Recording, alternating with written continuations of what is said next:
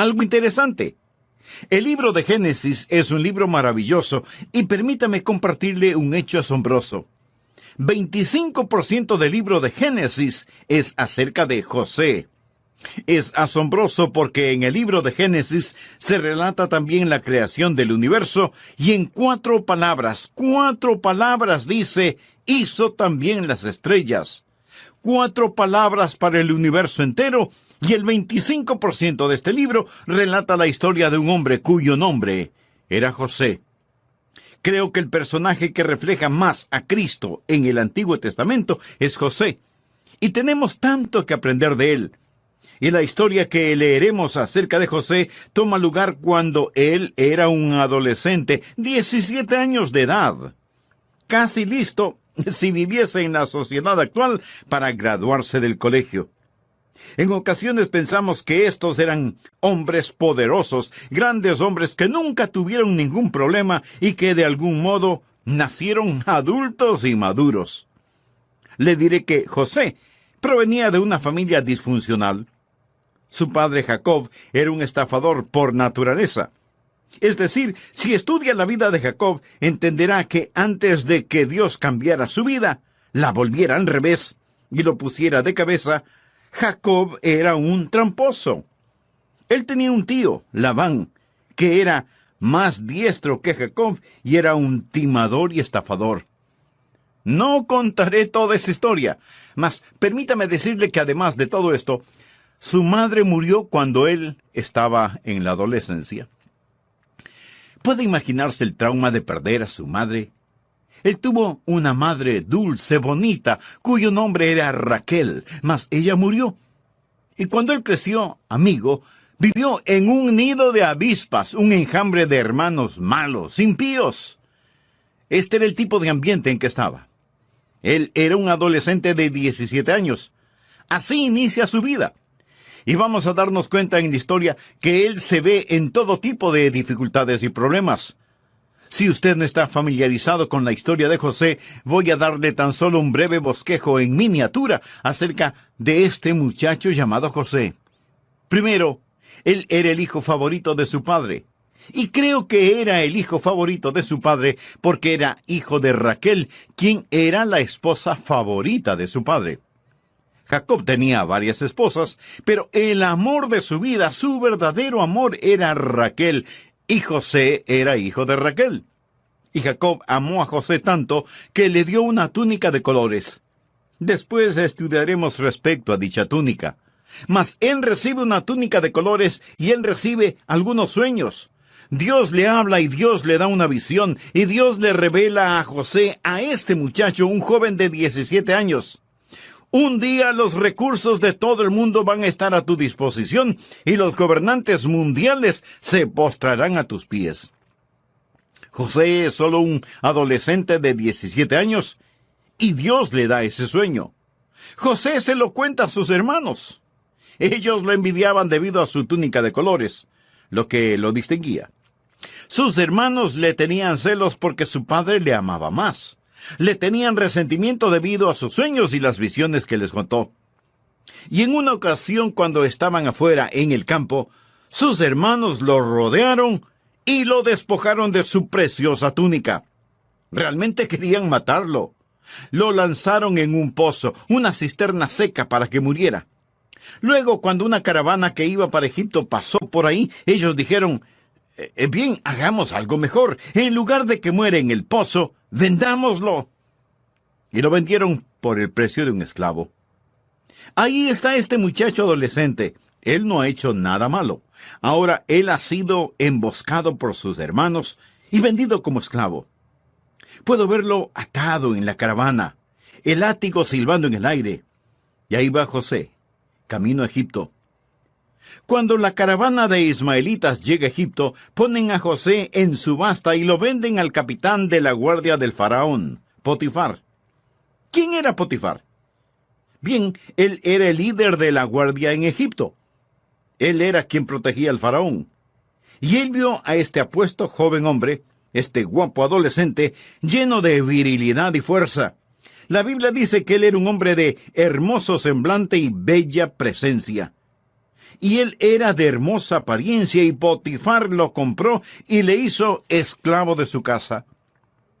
Mas José era de tal carácter, diligencia, ingeniosidad y fidelidad, que él empieza a ascender de puesto, y poco después él estaba administrando toda la casa de Potifar. No obstante, la esposa de Potifar empieza a desear a José y trata de incitarlo a una relación adúltera, a la cual José se negó. Y no hay peor infierno como la furia de una mujer despreciada. Así que lo acusó de tratar de abusar de ella y violarla, y le contó a su marido lo que este muchacho le hizo. Entonces, su esposo toma a José por el cuello y lo lanza a la cárcel. Allí estaba sufriendo en prisión, no por hacer algo malo, sino por hacer lo correcto, por mantenerse puro. Y estando en prisión, José empieza a ascender a la cima. Él comienza a estar al mando de la prisión y ayuda a otro prisionero para que salga de esta. Este hombre le promete: José, sé que eres inocente. Yo abogaré por ti cuando salga de prisión. Pero él se olvidó de José. Y José continuó pudriéndose en prisión, sufriendo en la cárcel. Él permaneció allí por algún tiempo hasta que el faraón tuvo unos sueños y necesitaba que alguien se los interpretara. Entonces sacaron a José de la prisión porque él tenía la sabiduría de Dios. José le interpreta los sueños al faraón. Iban a venir 7 años de abundancia y 7 años de escasez. Entonces el faraón dice: José, eres tan sabio, tan inteligente, voy a ponerte a cargo de todo. José empieza a almacenar grano, y después de un tiempo, José llega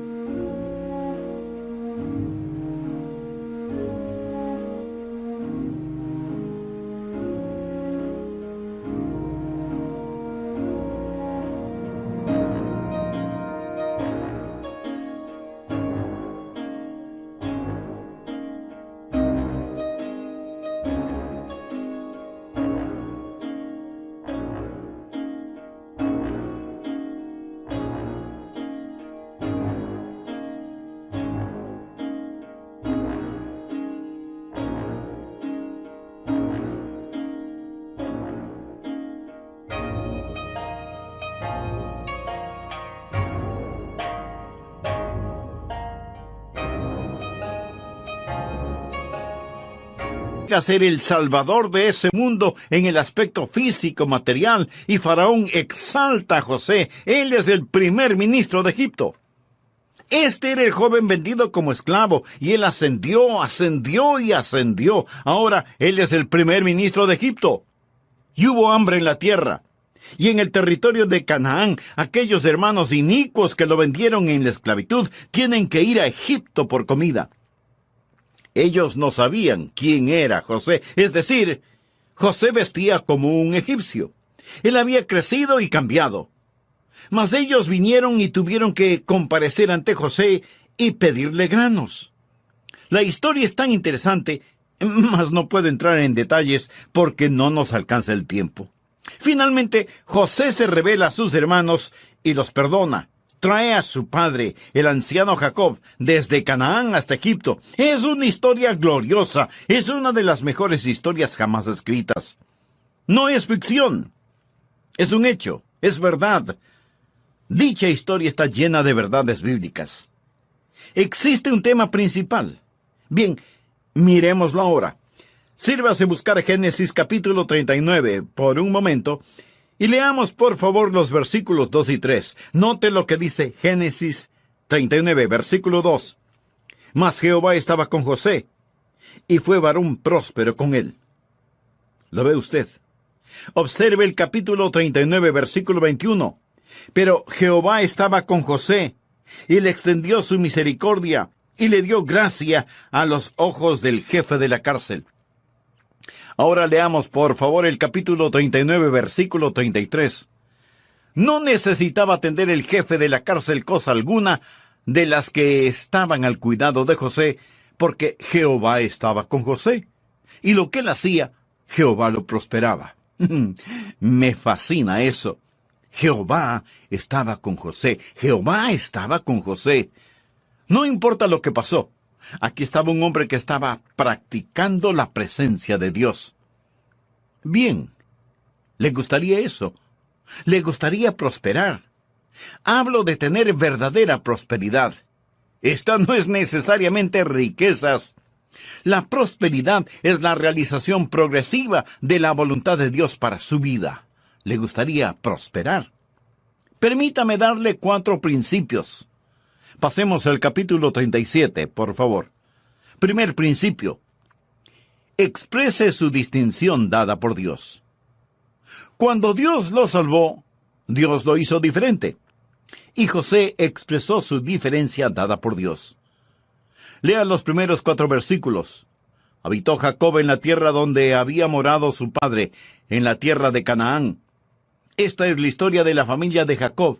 José, siendo de edad de 17 años, apacentaba las ovejas con sus hermanos. Y el joven estaba con los hijos de Bila y con los hijos de Silpa, mujeres de su padre, e informaba José a su padre la mala fama de ellos. Ahora bien, eso no significa que él era un chismoso. Significa que decía la verdad. Llamaba a Israel a José más que a todos sus hijos, porque lo había tenido en su vejez, y le hizo una túnica de diversos colores. Y viendo sus hermanos que su padre lo amaba más que a todos sus hermanos, le aborrecían, y no podían hablarle pacíficamente. Por favor, anótelo claro y en mayúscula. José era distinto y José era diferente, y la túnica de diversos colores que vestía era una marca de su distinción. A José se le dio la primogenitura, que era tanto espiritual como material, es decir, él era distinto debido a su nobleza. La túnica de diversos colores y mangas largas era una marca de nobleza. Ahora, ¿qué es lo que eso me dice a mí hoy en día? ¿Qué es lo que eso le dice a usted? Amigo, quiero decirle que nosotros pertenecemos a la nobleza en el Señor Jesucristo. ¿Sabe quién le está predicando este mismo momento?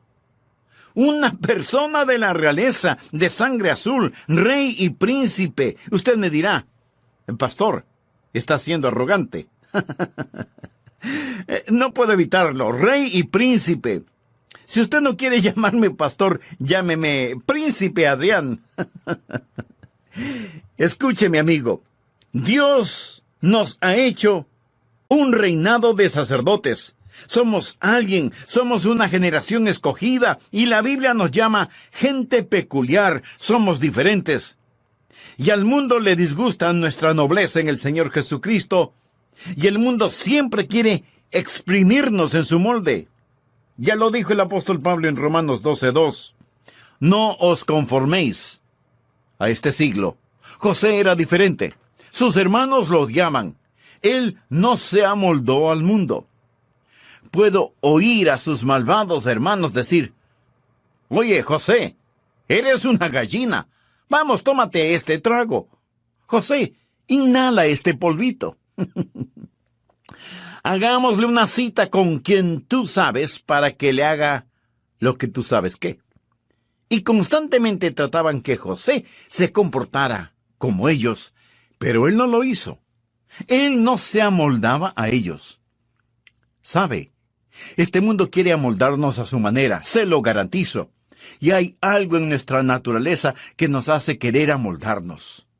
Por eso hablamos de un rebaño de ovejas, o de una manada de lobos, o de un enjambre de abejas, o de una bandada de pájaros, o de una pandilla de muchachos, o de un cotarro de mujeres, y así por el estilo. Todos queremos ser parte, queremos ser moldeados, y lo más importante, la más importante religión en estos días es el culto a la conformidad. El pecado más notorio es el ser diferente. Sin embargo, algunas veces es muy extraño que alguien rompa el molde y se salga del grupo y sea diferente. Por ejemplo, Hay un jovencito que en vez de ponerse la gorra con la visera hacia el frente, se la pone con la visera hacia atrás. Y por un tiempo, tal vez los otros jóvenes se burlan de él. Pero pronto, todos están poniéndose las gorras con la visera hacia atrás, sin que importe que una gorra sirve para proteger los ojos de la luz solar, no para proteger el pescuezo. Y lo mismo sucede con la ropa, sea que la usen como una segunda piel o como enormes fundas. ¿Por qué proceden así? No es que quieran ser diferentes, es que quieren conformarse, parecerse a los demás. Basta que uno de ellos se ponga un anillo en la nariz o en la oreja o en el ombligo o en la lengua y todos querrán conformarse, o sea, ser como los demás. Leí que algunos científicos están estudiando por qué los peces nadan siempre en grupo. ¿Sabe lo que los científicos han hecho? A un pez, mediante una cirugía, le hicieron una lobotomía para quitarle el cerebro. Pero el pez podía seguir nadando. Lo que le quitaron fue el instinto de pertenecer al grupo, al cardumen. Así que el pez operado ya no seguía a los demás, nadaba solo. Pero permítame decirle lo que sucedió. Los demás peces empezaron a seguirle, en verdad. Ahí estaba ese pez sin cerebro y el resto de peces le seguían. Para que entienda la aplicación práctica de esta analogía, vaya y vea el comportamiento de los estudiantes en escuelas y colegios. Volvamos a nuestra historia bíblica. Ahí está José. Él rehúsa ser amoldado. Él es diferente. Y quiero decirle, amigo, que un hijo de Dios es diferente. Lo que creemos empieza en una fuente diferente, sigue un curso diferente y concluye en forma diferente. Somos personas nacidas 2 veces en un mundo de gente nacida una sola vez y vamos a estar contra la corriente la mayor parte del tiempo. Y usted debe sobresalir como un diamante en una mina de oro. Nosotros somos especiales, somos distintos. ¿Le gustaría tener la presencia de Dios en su vida? Bien, permítame decirle, exhiba su distinción, su diferencia. Número 2, explore sus sueños dados por Dios. Por favor, observe el versículo 5. Y soñó José un sueño, y lo contó a sus hermanos. Y ellos llegaron a aborrecerle más todavía. Y él les dijo, oíd ahora este sueño que he soñado. He aquí que atábamos manojos en medio del campo, y he aquí que mi manojo se levantaba y estaba derecho, y que vuestros manojos estaban alrededor y se inclinaban al mío. Le respondieron sus hermanos, ¿reinarás tú sobre nosotros, o señorearás sobre nosotros? Y le aborrecieron aún más a causa de sus sueños y sus palabras. Ahí estaba un hombre que tenía un sueño dado por Dios.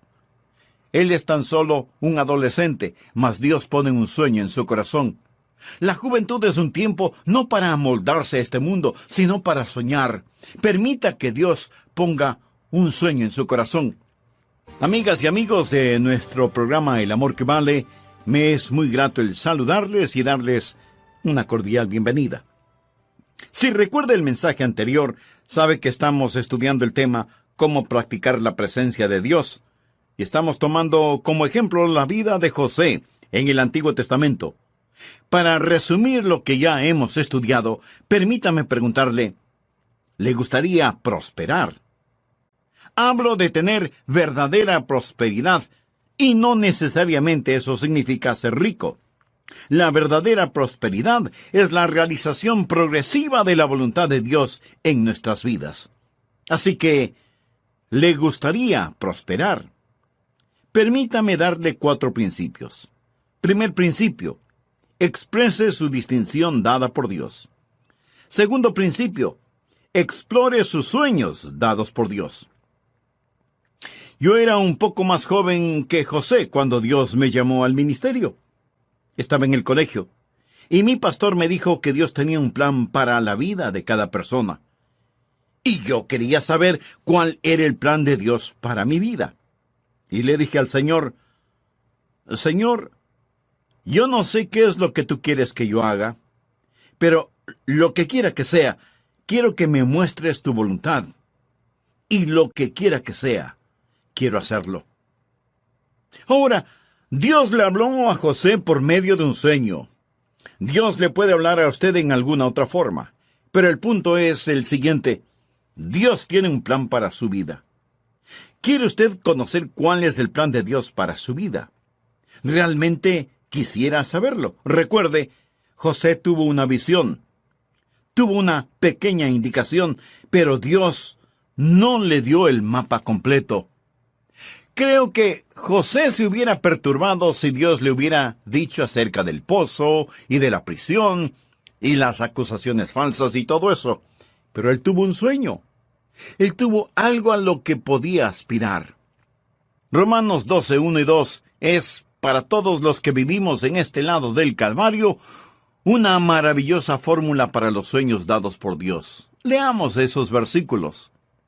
Así que, hermanos, os ruego por las misericordias de Dios que presentéis vuestros cuerpos en sacrificio vivo, santo, agradable a Dios, que es vuestro culto racional. No os conforméis a este siglo. Ahora, por favor, note el orden.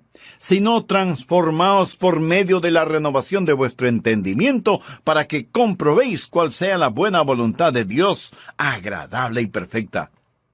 ¿Quiere conocer la voluntad de Dios? Ahí está. Esa es la fórmula. Presentación más transformación equivale a realización. Presentación. Usted se presenta voluntariamente a Dios. ¿Ha hecho eso? Quiero decir, realmente lo ha hecho. Se ha presentado ante Él diciendo, aquí estoy, Señor. La mayoría de las personas nunca han hecho eso.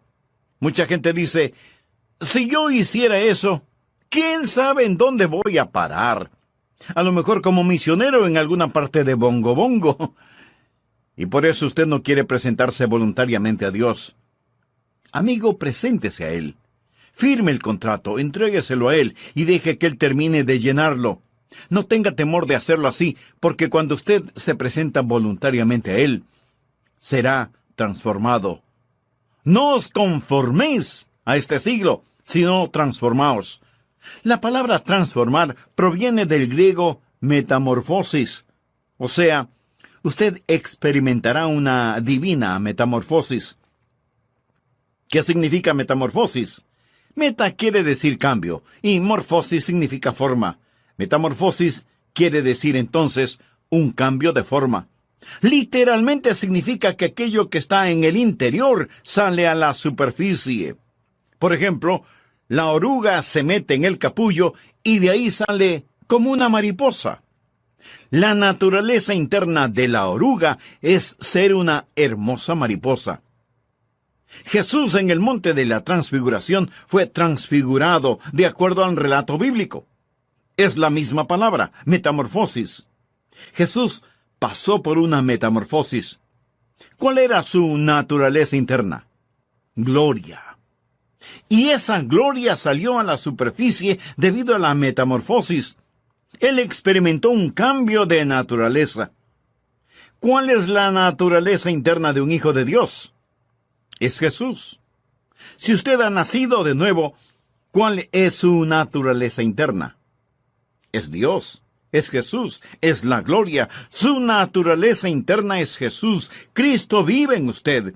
Cuando usted se presenta voluntariamente como un sacrificio vivo, habrá una metamorfosis, y aquello que está en su interior saldrá a la superficie. La presentación más la transformación da como resultado la realización, y usted conocerá cuál sea la buena voluntad de Dios, agradable y perfecta. Amigo, escúcheme. Usted no encuentra la voluntad de Dios. La voluntad de Dios lo encuentra a usted. Mantenga su corazón puro delante de Dios. Preséntese voluntariamente a Él. Deje que la gloria de Jesús sea visible en usted. Usted tiene la mente de Cristo. Sigue esa corriente y descubrirá que Dios le está guiando. Recuerde, Dios no le dio a José un mapa detallado, sino que le dio un sueño, una visión, Ahora usted no le dice a Dios, Dios, muéstrame qué es lo que quieres que haga y pensaré si lo quiero hacer.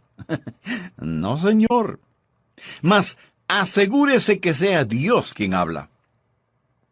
Cuando menciono los sueños, no estoy hablando de ambición carnal. No estoy diciéndole que Dios ha prometido llevar a cabo sus fantasías. Estoy hablando de un sueño dado por Dios. Dios tiene un sueño para usted. Y Dios desea que soñemos, no en sueños, sino sueños dados por Él. El libro de Joel dice en el capítulo 2, versículo 28, «Y después de esto derramaré mi espíritu sobre toda carne, y profetizarán vuestros hijos y vuestras hijas. Vuestros ancianos soñarán sueños, y vuestros jóvenes verán visiones». En Jeremías 29:8 leemos, «Ni atendáis a los sueños que soñáis». ¿Por qué? Porque Dios tiene un mejor sueño para usted. Y Jeremías 29:11 dice, «Porque yo sé los pensamientos que tengo acerca de vosotros, dice Jehová, pensamientos de paz y no de mal, para daros el fin que esperáis». Dios tiene un sueño para usted. Y Dios quiere que soñemos sueños, no en sueños, sino sueños dados por Dios. La Biblia dice en Joel 2:29, «Y también sobre los siervos y sobre las siervas derramaré mi espíritu en aquellos días». ¿Qué está diciendo? Dice, permita que Dios sea real en usted. ¿Cómo sé que mi sueño es dado por Dios? Medite y ore al respecto. Cuando María tuvo una visión acerca del Salvador que habría de venir, la Biblia dice, María guardaba todas estas cosas, meditándolas en su corazón. Un hermoso versículo es Proverbios 4, versículo 18. Dice, «Mas la senda de los justos es como la luz de la aurora, que va en aumento hasta que el día es perfecto». ¿Qué significa? En ocasiones usted no conoce la voluntad de Dios para su vida, incluso para el día de hoy. Mas la senda de los justos es como la luz de la aurora, que va en aumento hasta que el día es perfecto. Al principio está oscuro. Luego se pone gris con el alba. No se distinguen los colores, solo se ven sombras. Después sale el sol, y se ven los colores, pero hay largas sombras. Por último es mediodía, mas la senda de los justos es como la luz de la aurora, que va en aumento hasta que el día es perfecto. Cuando era niño dije, Señor, ¿qué es lo que quieres que haga? Y después de un tiempito, tuve una semilla en mi corazón y dije, Señor, creo que quieres que predique. Luego fue, Señor, ¿tú quieres que yo predique? Y después fue, Señor, si tú quieres que yo predique, es mejor que me lo dejes saber. Y finalmente dije, Señor, sé que esto es lo que quieres que haga. Asegúrese de sus sueños, báñelos en oración y Dios le guiará. Y aunque usted diga, Señor, si eres tú hablándome, continúa hablándome, explore sus sueños. Eso es lo que José hizo. De paso diré que José era odiado debido a su nobleza, lo despreciaban, y cuando usted tenga un sueño en su corazón, le puedo asegurar que el diablo enviará a su personal del Comité de la Guerra Fría para prevenir que usted realice su sueño, si es que en verdad es un sueño dado por Dios. Una vez cuando todavía era un jovencito, estaba disfrutando de una pequeña siesta en mi dormitorio. Mi papá estaba en el patio con un hombre llamado Bird. Era el sheriff del condado, y yo lo respetaba mucho. Bird le dijo a mi papá, ¿qué es lo que va a hacer Adrián una vez que termine el colegio? Y mi papá respondió, él piensa que va a ser un predicador. Bird comentó, ese muchacho nunca será un predicador, nunca lo logrará. Bird no sabía que yo estaba escuchando sus palabras. Hay mucha gente que dice que no se puede hacer. Pero quiero decirle que si Dios le da un sueño, sí se puede hacer. Los sueños dados por Dios son realizables. Tercer principio, sobrelleve las dificultades dadas por Dios. Cuando hay un sueño dado por Dios, habrá dificultades dadas por Dios. En este capítulo, si usted lee del versículo 8 al 27, se dará cuenta de algunas de las dificultades por las que tuvo que pasar José. Aquí está este hombre, este jovencito más bien, y es ridiculizado por sus hermanos. Hay una conspiración contra él. Primero quisieron matarlo. Luego decidieron lanzarlo al fondo de un pozo seco, de donde hubiera sido imposible salir. Pero finalmente lo vendieron como un esclavo. En la casa en la cual fue llevado a servir, lo acusaron falsamente, y fue a parar en la cárcel. Y ahí estuvo en prisión por mucho tiempo. ¿Estaba Dios fuera de mando? Ni por una milésima de segundo Dios estaba fuera de control. Cuando todo había pasado, por favor, anótelo al margen. Génesis capítulo 50, versículo 20. José confronta a sus hermanos. Vosotros pensasteis mal contra mí, mas Dios lo encaminó bien, para hacer lo que vemos hoy, para mantener en vida a mucho pueblo. Ellos le quisieron hacer mal, y Dios lo permitió para bien de José, de su familia, y de toda una poderosa nación. ¿Cuál es el versículo correspondiente a este? Romanos 8:28. Y sabemos que a los que aman a Dios, todas las cosas les ayudan a bien, esto es, a los que conforme a su propósito son llamados. Dios va a permitir que tenga dificultades en la vida. Dios no las causa. Dios no hizo que la esposa de Potifar acusara a José de violación. Dios no causó que estas cosas pasaran, mas cuando el hombre pone, Dios dispone. Dios no había terminado con José. ¿Está usted en dificultades? Tenía un sueño y este ha sido destruido. Se ha desvanecido su sueño. Eso no significa que Dios ha dejado de tratar con usted. Es decir, si usted está en una situación imposible, conozco por lo menos a un hermano que está en este tipo de circunstancias. Dios le dio un sueño y en este momento el sueño yace en fragmentos. Deseo afirmarle que Dios está por encima de todo y no importa lo que Satanás haga, no importa lo que pase, hay un Dios que controla este mundo. Y amigo, es mejor que usted se aferre a esa verdad para practicar la presencia de Dios en su vida. Cuarto principio. Enliste su dinámica dada por Dios. Usted tiene el sueño, usted tiene las dificultades, pero hay una dinámica. ¿Y cuál es esa dinámica? Por favor, regresemos a Génesis capítulo 39.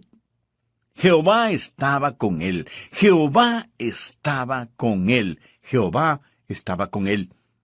En el libro de Hechos, cuando un gran predicador estaba predicando un sermón acerca del Antiguo Testamento, ¿sabe lo que él dijo acerca de José? ¿Sabe lo que él discernió respecto a José? Anótelo en el margen. Hechos capítulo 7, versículo 9, dice esto. Los patriarcas, movidos por envidia, vendieron a José. Los patriarcas eran sus hermanos. Ellos los llamaban patriarcas. Vendieron a José para Egipto, pero, escuche, pero Dios estaba con él. Me fascina eso. Pero Dios estaba con él. Cuando venía a grabar este programa, un jovencito de unos 12 o 13 años de edad me detuvo y me preguntó, Pastor, quiero hacerle una pregunta. Y yo le dije, ¿de qué se trata? Él me preguntó, ¿está Dios en el infierno? Muy buena pregunta teológica. Le respondí, hijo, no hay ningún lugar en donde Dios no esté. Dios está en el infierno. Satanás no gobierna en el infierno. Dios le ha dado a Jesús un nombre que está por sobre todo nombre, para que todas las cosas en el cielo y las cosas en la tierra y las cosas debajo de la tierra confiesen que Jesucristo es el Señor para la gloria de Dios el Padre. Así pues, no hay ningún lugar en donde Dios no esté. Un filósofo dijo que Dios es un círculo cuyo centro está en todas partes y cuya circunferencia no está en ninguna parte. Piensa en eso. Dios es un círculo cuyo centro está en todas partes. No hay ningún lugar en donde Dios no esté. Dios está aquí. Dios está allá. Dios está en todas partes. Alguien pregunta, pastor, entonces, ¿cuál es la diferencia en Dios estando con José y en Dios estando con Hitler? Verá, la diferencia no es su presencia actual. Cuando la Biblia dice que Dios estuvo con él, significa que Dios era por él. Dios estuvo en vez de él. Dios estuvo haciendo cosas para José. Dios estuvo con él en tiempos de persecución. Dios estuvo con él en tiempos de responsabilidad. Dios estuvo con él en tiempos de tentación, como lo veremos más tarde. Dios estuvo con él en tiempos de difamación y sufrimiento. Dios estuvo con él y Dios estuvo con José cuando murió.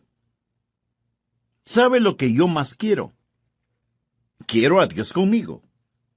Yo quiero que haya algo acerca de Adrian Rogers que no se puede explicar aparte del hecho de que Dios está conmigo. Pero Dios no lo permita que me olvide o que nos olvidemos de ser gratos con Él, porque todo es por su gracia. Él está con nosotros. Yo no quiero que Dios quite su mano de mi vida, ni de nuestras vidas. Tendremos pesares, enfermedades. Sabía que mi esposa y yo perdimos un bebecito. Un bebecito que murió en el Día de la Madre. Una de esas muertes de cuna. El Día de la Madre. Acababa de predicar acerca de las glorias de un hogar cristiano. Esa tarde del domingo salimos de Fort Pierce, en West Palm Beach, en la Florida. Aproximadamente 60 millas para estar con la familia. La pequeña iglesia llamó a otro pastor. La casa pastoral estaba contigua a la iglesia. Era una pequeña casita blanca. Y los miembros de la iglesia habían pasado a vernos. Solo teníamos unas cuantas semanas de estar en dicha iglesia. No contábamos con aire acondicionado en esa casa. La iglesia era un simple edificio blanco. Puedo ver la luz amarilla cómo destellaba en aquellas ventanas abiertas. Y la congregación estaba cantando. ¿Sabe lo que estaban cantando? No, nunca solo. No, nunca solo. Él me ha prometido nunca dejarme solo, nunca dejarme solo. He visto el relámpago centellando, he oído al trueno rugir, he sentido las olas del pecado golpear, tratando de conquistar mi alma, pero escuché la voz de Jesús diciéndome que continuara luchando, porque Él prometió nunca dejarme solo. No recibiría nada a cambio de la evidente presencia de Dios. Pondere el valor de esta pequeña frase que habla de la vida de José. Jehová estaba con él. En prisión, Dios estaba con él. En la cisterna, Dios está con él. En las acusaciones, Dios está con él. En el trabajo, Dios está con él. En el dolor, Dios está con él. En la prosperidad, Dios está con él. En su muerte, Dios está con él. Dios está en Cristo. Y si anhela a Dios con usted, usted necesita a Jesús. Inclinemos nuestros rostros y cerremos los ojos en oración. Si usted no es salvo, Dios ha permitido que escuche este mensaje para que se entregue a Él. Le invito a orar así. Amado Dios, soy pecador y estoy perdido, y necesito y deseo la salvación. Y Jesús, tú eres el Hijo de Dios. Tú pagaste por mi pecado en la cruz. Tú diste tu vida para salvarme y prometes salvarme si por medio de la fe me entrego a ti. Entra en mi corazón, perdona mis pecados. Deposito mi fe en ti para recibir el regalo de la vida eterna. Lleno de virilidad y fuerza, la Biblia dice que él era un hombre de hermoso semblante y bella presencia. Y él era de hermosa apariencia y Potifar lo compró y le hizo esclavo de su casa. Mas José era de tal carácter, diligencia, ingeniosidad y fidelidad que él empieza a ascender de puesto. Y poco después él estaba administrando toda la casa de Potifar. No obstante, la esposa de Potifar empieza a desear a José y trata de incitarlo a una relación adúltera, a la cual José se negó.